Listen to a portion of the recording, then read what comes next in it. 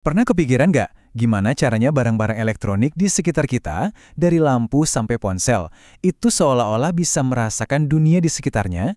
Nah, semua itu dimulai dari komponen-komponen kecil yang pada dasarnya jadi indera buat mereka. Pertanyaannya mungkin kedengeran sepele ya, tapi jawabannya itu ada di sensor-sensor kecil yang pinter banget.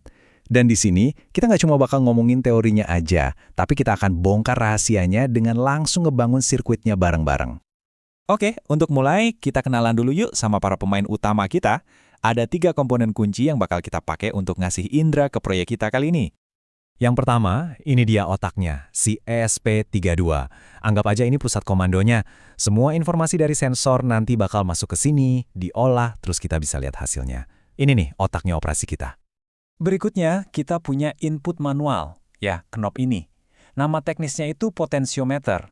Anda pasti udah ribuan kali pakai ini. Pas gedein volume radio atau ngatur terang redupnya lampu. Ini cara fisik kita buat ngobrol sama sirkuit.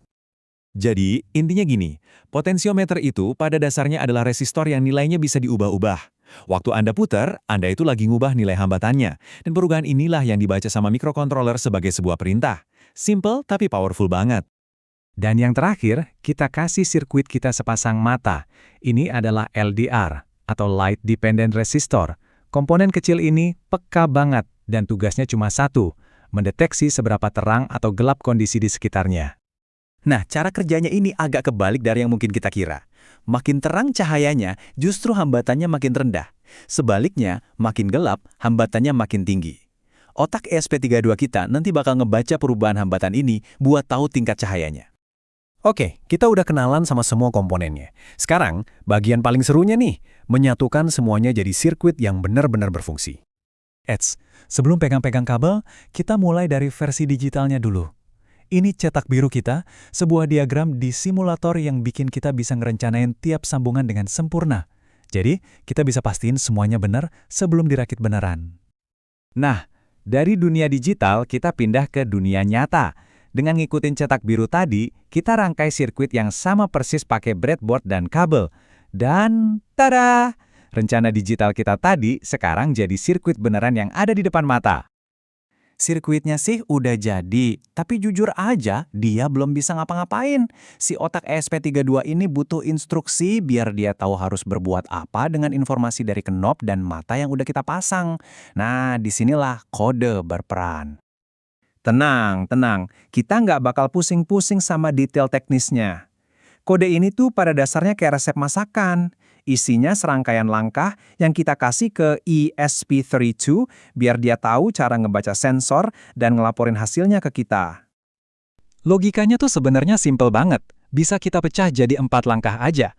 Pertama, kita kasih tahu si otak di mana sensor-sensornya nyambung.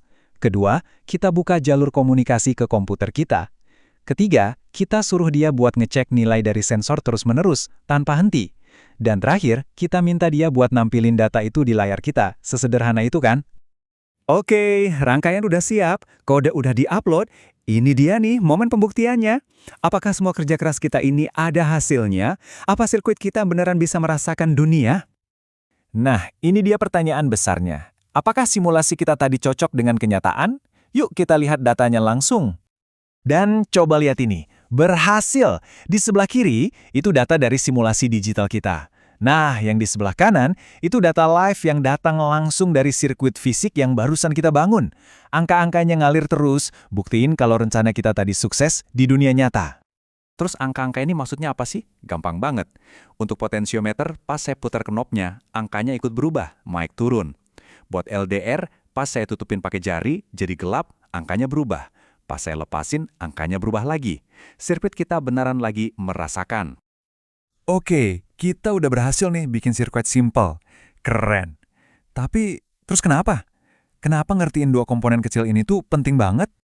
Nah, ini dia poin utamanya. Potensiometer dan LDR ini bukan cuma buat mainan atau proyek hobi. Mereka ini fondasi dari banyak banget fitur di alat-alat yang kita pakai tiap hari. Coba deh bayangin, tiap Anda setel volume, redupin lampu, atau main game pakai joystick, itu Anda lagi pakai potensiometer. Tiap lampu jalan nyala sendiri pas sore, atau layar HP Anda otomatis ngatur cahayanya, itu kerjaannya LDR. Ternyata mereka ada di mana-mana kan? Jadi, kita udah lihat langsung gimana aksi fisik, muter knob dan mainin cahaya bisa diubah jadi data digital. Nah, sekarang setelah Anda ngerti prinsip dasarnya, pertanyaan sesungguhnya adalah, kira-kira apa nih yang bakal Anda ciptain selanjutnya?